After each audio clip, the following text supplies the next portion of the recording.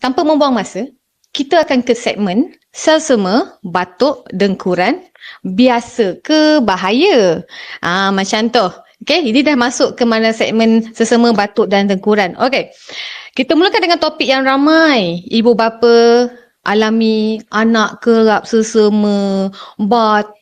Lepas tu dengan sekarang ni pula banyak pula virus yang contohnya macam influenza, Okay, so dia agak merisaukan parent-parent di luar sana tau. Jadi saya nak tanyakan soalan kepada Dr. Loh sendiri. Dr. Lohan ni iaitu pakar kanak-kanak.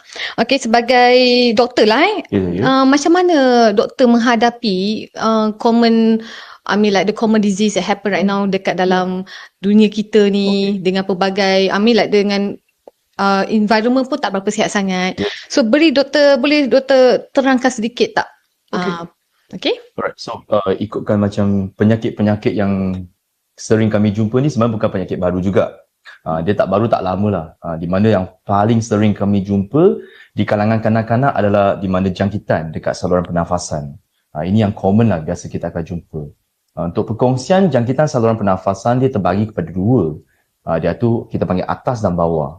Dan dekat gambar yang kamu tunjukkan tadi ada saluran pernafasan atas, kita panggil upper respiratory tract infection. Itu yang sering kami jumpa di kalangan kanak-kanak yang sakit.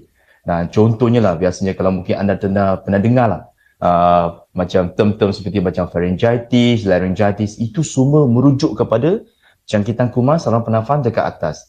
Nama dia semua diberi berdasarkan tempat anatomi yang dia dijangkiti. Contohnya larynx kita panggil laryngitis, pharynx kita panggil pharyngitis, atau tonsil yang sering kami dengar kita panggil tonsillitis. Dan juga ada termasuk juga jangkitan kuman dekat bahagian telinga kita panggil otitis media, dan mungkin akan diujar lebih dengan Dr. T daripada ENT. Manakala jangkitan kuman dekat saluran pernafasan bawah pula adalah seperti macam pneumonia. Ini rasa ibu bapa sering dengar. Maksudnya dia affect dekat bahagian bawah saluran pernafasan.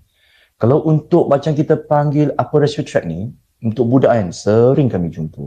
Kalau terutamanya kepada budak-budak yang pergi sekolah.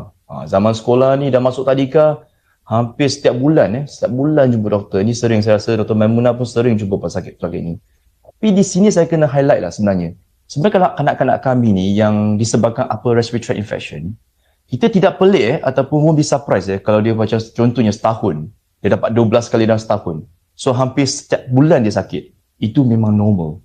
Sebab di dunia ni kita ada beratus-ratus jenis virus yang dia tak pernah expose pun. So sampai bila dia expose setiap kali dan dia akan melalui proses sakit ni untuk mendapatkan immunity dengan secara beransur-ansur.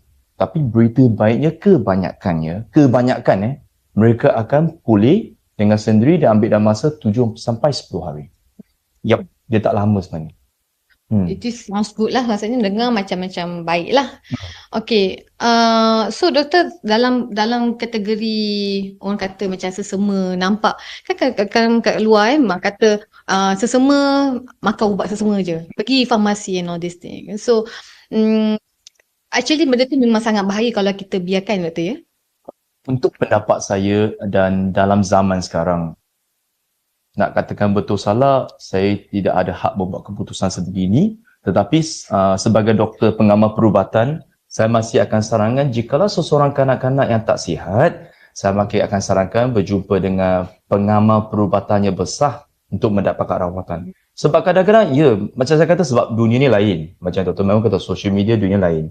Mendapat akses ke perubatan ubat-ubat dia pun lain. Senang kita nak dapat. Dekat luar farmasi, kurang 5 minit dah sampai dah. So dekat sini pun mereka senang beli ubat-ubat semua. Tapi kita sentiasa kena ingat kesan-kesan ubat sampingan semua. So lebih baik saya akan cadangkan untuk kebaikan, dan satu lagi yang penting saya always highlight dekat parent. Untuk keselamatan. Walaupun kita merawat sebagai pengawal perkhidmatan, kita sentiasa utamakan keselamatan tu penting. So supaya biar kita dapat preskripsi daripada doktor lebih selamat untuk anak-anak anda. Betul. Saya setuju dengan kata Dr. Lohan ni just now. Dengan orang kata kita kena alert sikit lah dari segi ibu bapa as a parent. Kita kena alert dengan anak kita. Jangan anggap benda tu sebagai benda yang remeh. Yang kita rasa benda tu kita boleh treat diri kita sendiri by ourselves. Okay, sometimes we need orang pakar, doktor pakar, they are here. They have experience more than 20 years, 25 years and above. So this is a time round for us to seek treatment yang dengan cara yang baik.